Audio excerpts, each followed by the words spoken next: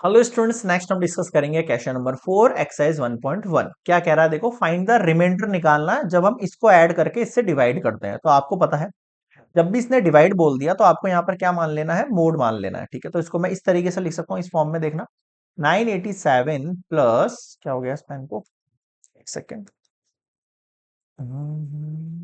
चल जा भाई। हाँ, 987 plus 876 plus 765 plus 654 plus 543 plus 432 plus 321 plus 210, और यहां पर मैं लगा देता हूं मोड 6, है ना।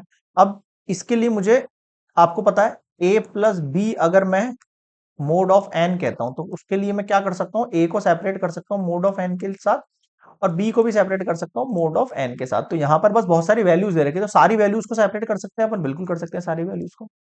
तो हर एक वैल्यू के लिए अगर मैं निकालता हूं यहाँ पर सॉल्यूशन, है ना, हर एक वैल्यू के लिए, तो जैसे 987 है, उसके इक्विवेलेंट हम निकालेंगे मोड ऑफ 6, है ना। यहां पर क्या आएगा आपके पास? रिमाइंडर आ जाएगा। ओके, 876 के लिए निकालेंगे अपन मोड ऑफ 6, और 765 के लिए निकालेंगे अपन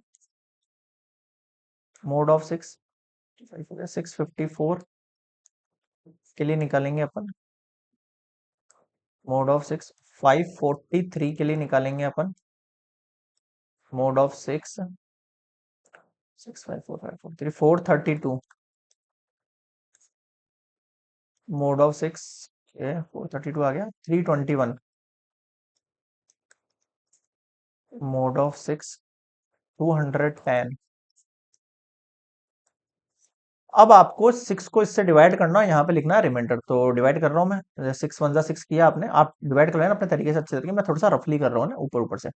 6 1 6 किया, 9 में से 6 किया तो कितना बचेगा आपके पास? 3 8 9, 6 6 36 2 7 और 24, तो रिमाइंडर बचा 3। मैं डायरेक्टली कर रहा हूँ ना, 6 1 6 फिर 2 7 24 फिर 2, और यहाँ कितना बच गया, एक सेकेंड, 36, रिमाइंडर आ गया 0। 6 टू जा 12, 4 5 7 6 फिर 3 बचा आपके पास रिमाइंडर। ठीक है, एक सेकेंड यार, एक तो ये पेन बहुत ज्यादा हैंग हो रहा है आज, क्या हो गया इसको? हाँ, 3। फिर 6 से करो, 6 1 6, फिर 54 डिवाइड हो जाएगा 0 टाइम। फिर 6 1 नहीं, 6 9 53, रिमाइंडर बचा आपके पास कितना? 3। फिर 6 से करेंगे तो रिमाइंडर कितना बचा? 2 1 2 0। फिर 6 से किया तो 6 5 30, 2 1 18, रिमाइंडर बचा 3। फिर 6 से किया तो, और ये कितना हो गया?